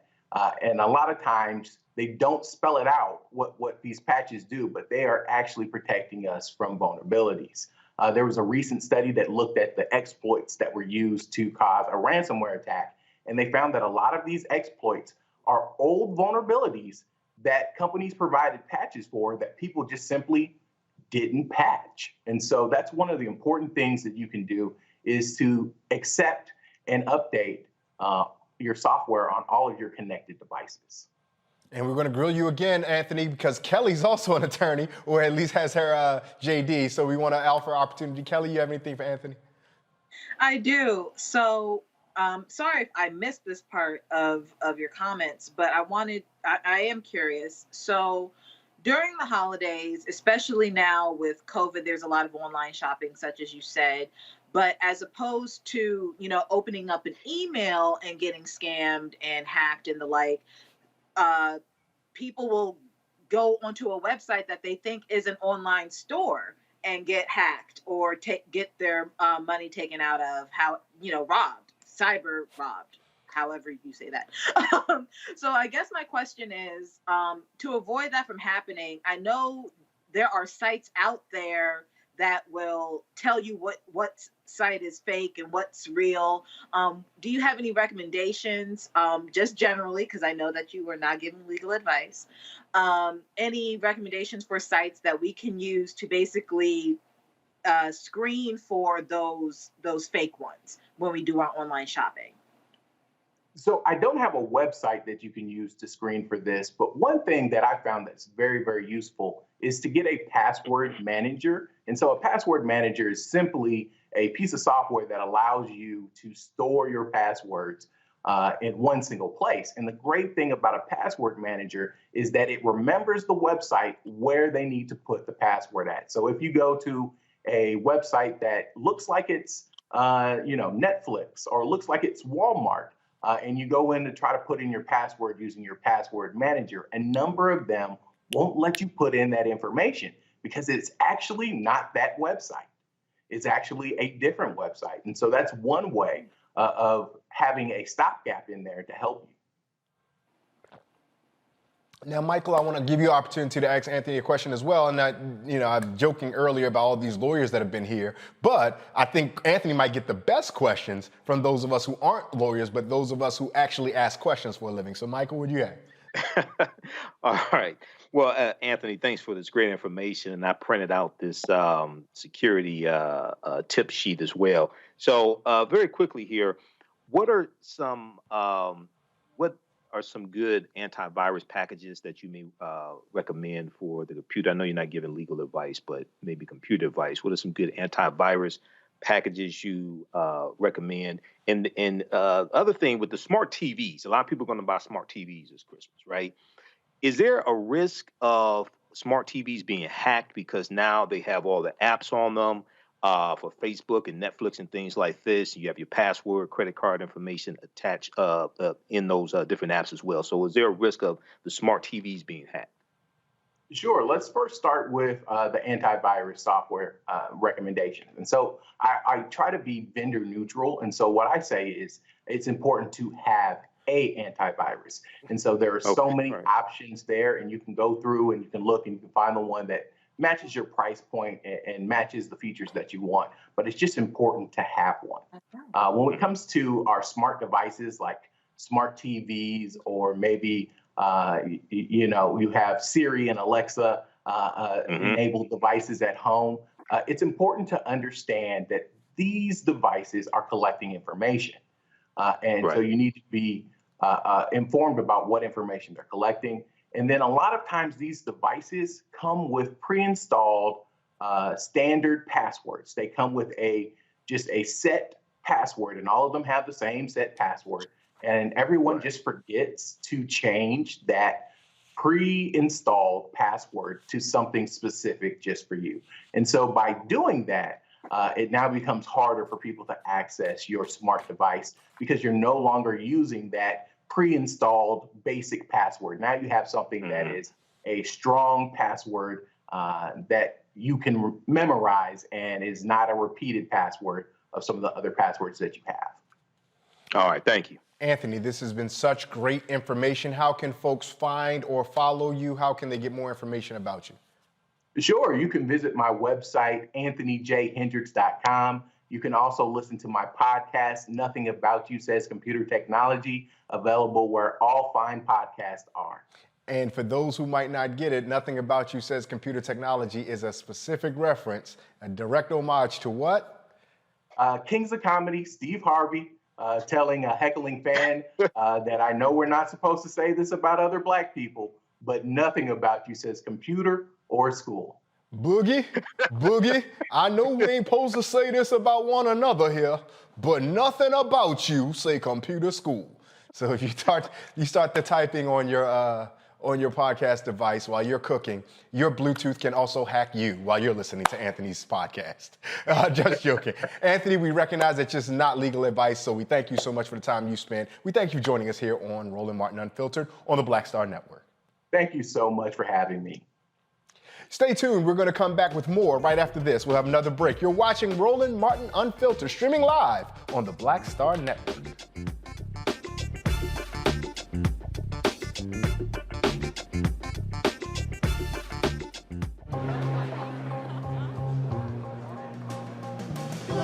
Are the stars out tonight?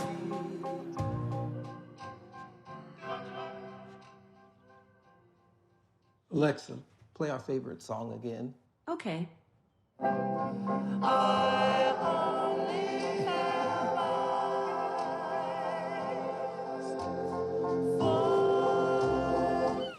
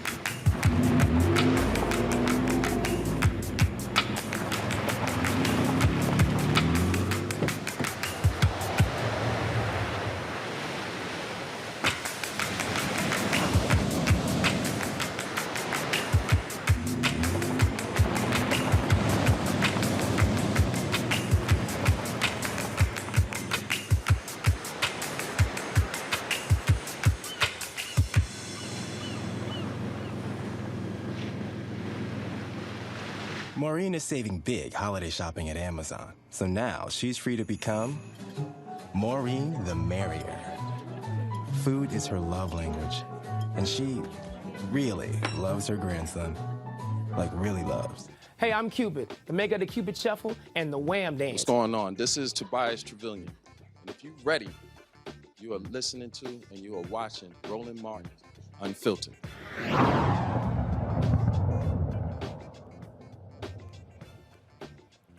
The Supreme Court is allowing Texas abortion providers to challenge the state's restrictive 6 weeks ban law without having to repeal itself.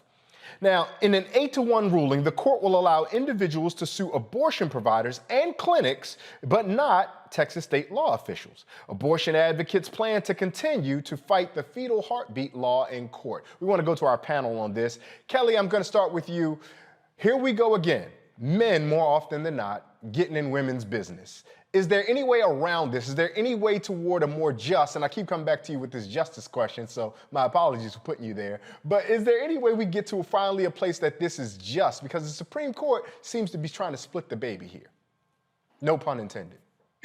Well, I didn't see it so much of splitting the baby type ruling so much as it was a washing their hands clean of the issue type ruling. They are trying to distance themselves from the controversy. That's what it felt like to me, because it felt more like a remand to back down to the lower courts and putting the ball in their court, as opposed to, frankly, the Supreme Court doing their job and making a decision as to whether Roe v. Wade is still good law. It is still good law because, frankly, in a nutshell, it's basically saying, mind your business, let women do what they want with their bodies within reason. And the fact that Texas doesn't understand that, the fact that Louisiana doesn't understand that, the fact that, you know, Mississippi and other states in the Bible Belt simply do not understand the fact that women are people who can control what they do with their bodies, and they should be able to control when they want to build a family. It is just beyond me that we are still so draconian in our thinking that women cannot do that. There is another case coming up in the Supreme Court, if I'm not mistaken, regarding this issue. So that might also be another reason as to why the Supreme Court ruled in this way, because the case that is coming up will actually be more of a pointed question as to whether Roe v. Wade is still good law.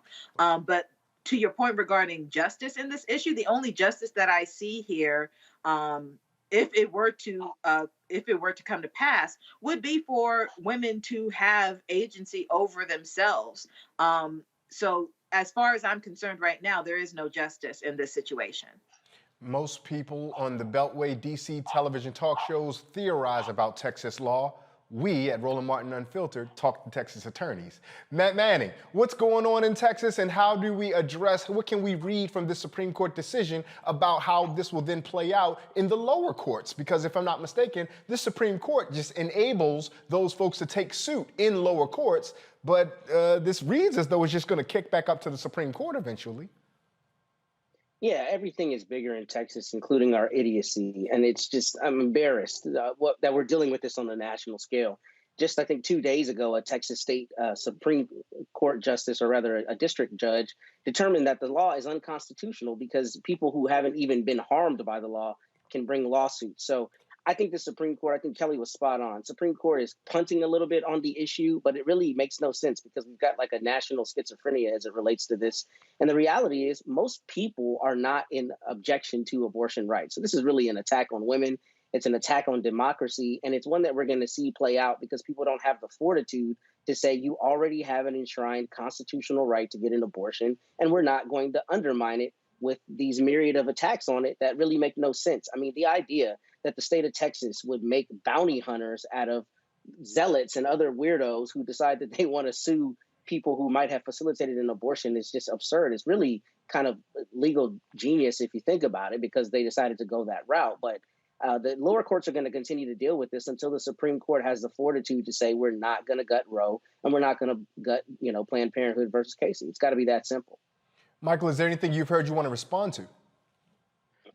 Well, I've been following this some, and Chief Justice John Roberts put out an opinion today that basically saying that the Supreme Court risks losing its own authority if it allows states to circumvent the courts, as Texas did with its near total abortion ban.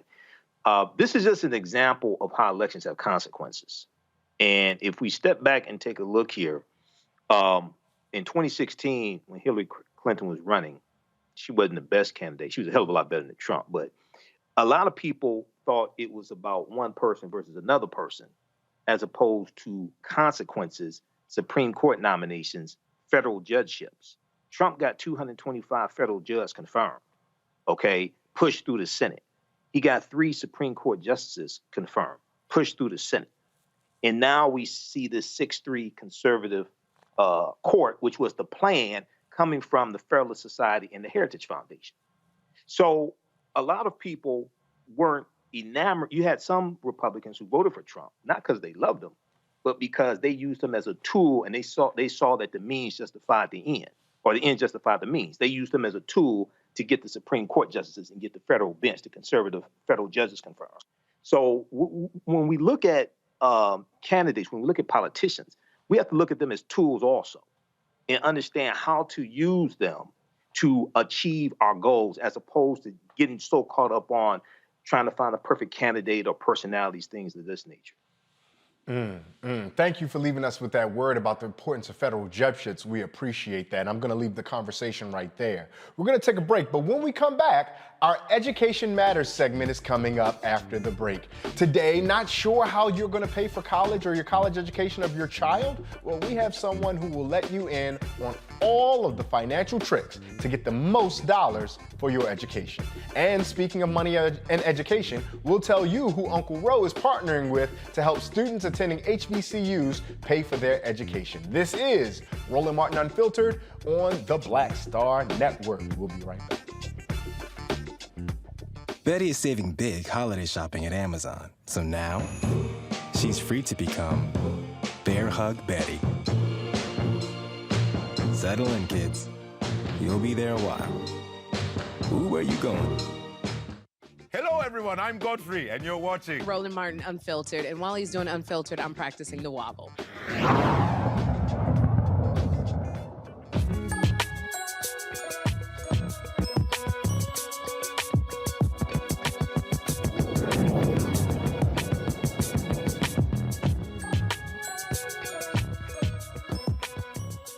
Are you a student or a parent worried about how you will be able to afford college, or for your young person? There's a good reason to be worried. The price of college education has tripled in the past 20 years. Now, that's according to the Education Data Initiative. The average cost of college is over $35,000 per year.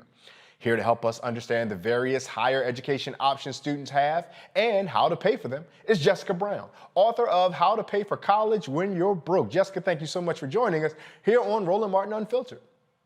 Thank you for having me. Jessica, I just want to ask the very simple question. How do you pay for college when you're broke? It's simple. Anyone can pay for college when they're broke. Annually, over $100 million in scholarship money goes unclaimed. So it is imperative to your financial freedom post-graduation that you begin to search for this money. Additionally, not procrastinate. Annually, the FAFSA comes out on October 1st, and sometimes a lot of people wait until the last minute to fill out this application. However, the longer you wait, the longer it's going to take for you to understand exactly how much you have to pay for college. And financial aid is first come, first serve. So you want to find the scholarship money, and you don't want to procrastinate. So not procrastinating seems like a key point right here. But once I do and I move quickly into FAFSA, besides just filling out the FAFSA, what are some other things and tips I need to keep an eye on? Well, some other tips is one, you want to begin to look at institutions' cost of attendance to see if this is something that you can afford over the course of the matriculation of the program that you choose. Of course, you know, everyone wants to go to their dream school. However, can you afford it? So it's going to be really important for you to make a detailed list of these schools' cost of attendance to see exactly how much you may potentially can afford as an out-of-pocket expense. Additionally, following up with these institutions' financial aid offices, looking at their institution's website to see if your GPA qualifies you to receive institutional scholarships, doing a national search. If your parents are working, following up with their human resources department to see if there's any funding for dependent children to go to college. If you have internships, making sure that some of those internships come with scholarships or local organizations. I'm a member of Delta Sigma Theta, and I know that there's different chapters across the United States that provide scholarships to students. So making sure you tap into your local resources as well. Now, one of the things people often tend to not acknowledge is those parents, and I believe it's just parents, but you can let us know if it's siblings or grandparents or what else, who might work for a university, they're able to then get tuition remission. Is that correct? Yes, that is correct. However, institutions, it depends on how long your longevity has been. Some institutions, let's say if your grandparents or parent just started the job, you may be able to qualify this year for remission of tuition. But for some other institutions, it may be a couple years that they have to work for that institution. So it is so important that if you choose to do remission of tuition, that you follow up with the Human Resources Department or Financial Aid Department to see when the eligibility for remission of tuition will kick in. Now, the thing that all of us know about, and the big elephant that's sitting in the corner of this room right now, is the L word, loans. What is your takeaway, or what is your suggestion around how applicants for college and parents engage loans? Well, you know, student loans, of course, nobody wants to have student loans, right? Because nobody wants to pay anybody back. However, sometimes people really need student loans in order to bridge the gap and cover their expenses for an education. So if you do choose to borrow student loans, making sure that you borrow what you need and not what you want. Many times we overborrow student loans and we get these really big refunds, but we forget that this is money that also has to be repaid back if we do or do not graduate. So it is important before taking out a student loan to exhaust all the free resources out there. And if you are going to take out a loan, use the loan stimulator tool on the internet so you can kind of calculate what your potential payments may be if you do borrow student loans. Now, there's a difference between the types of scholarships that students can get as well. One of the things I know, so many students think you either shoot a really good jump shot or you get all A's, but there are tons of hyper-specific for particular education programs that you may go in. There may be specific to whether your identity or demographic. And what are some ways that folks can go and explore and look for those types of scholarships? Yes, so of course, academic scholarships, first you want to start at the institution that you would like to go to. Look at those institutions' requirements for academic scholarship eligibility. If you do have a great jump shot and you're an athlete, following up with the athletics department at these different institutions to see what scholarships may be available. However, there are so many other scholarships out here that don't require much of anything. You can wear glasses, be left-handed, be interested in the arts. Maybe it's a drawing contest. So doing some of those national searches. I know many different national organizations give out scholarships. Many times it's not based off of academic standing. It may be based off of financial need, or it just may be based off of how stellar of a student you are outside of the classroom, letting your extracurricular activities speak for yourself. Additionally, one of my favorite apps that I love to use and I recommend is Scholly, SCHOLLY. Makes the scholarship search very easy to handle. You go in the app and you can check off all the filters that apply and questions that apply to you, and it'll come up with scholarships that are based off of who you are. Now, I got to confess, I'm going to let you go on this question, but I got to confess about my own weaknesses. I am a copy and paste king. If I am someone who's applying for several scholarships, what is your advice around using the same essay that we use for one scholarship to now come over to another place? As long as it's fitting the requirements and answering the question, of course, copy and paste, right? But you have so many scholarships that sometimes it's just submitting your name or just tell us in 140 characters maybe something about you. So it's not necessarily all the time you have to use the same essay, but there are going to be some times that you do have to do different essays. And if you want to go to college and be financially free, right now, all we have is time on our hands. So you want to put in the work now to make sure that on the back end that you are able to enjoy all of life's luxuries without being buried in student loan debt. Or without making sure that your parents are buried, because just as your point, they will come and get your parents if your parents are taking out that loan money. This was just a quick drive-by, but it was such valuable information. If folks want to get more of your information, get more access to you on a social media platform or website, please let them know how they can do that. Yes, you can follow me on Instagram and Twitter at College Girl, GURLJB, because the girl is spelled with a U. My website is collegegirl.com. Also, my nonprofit website is collegegirlfoundation.org. And my books, How to Pay for College When You're Broke, and children's book, College Girl's First College Tour, is available on Amazon. Thank you so much for your time and joining us here on Roland Martin Unfiltered. Thank you for having me.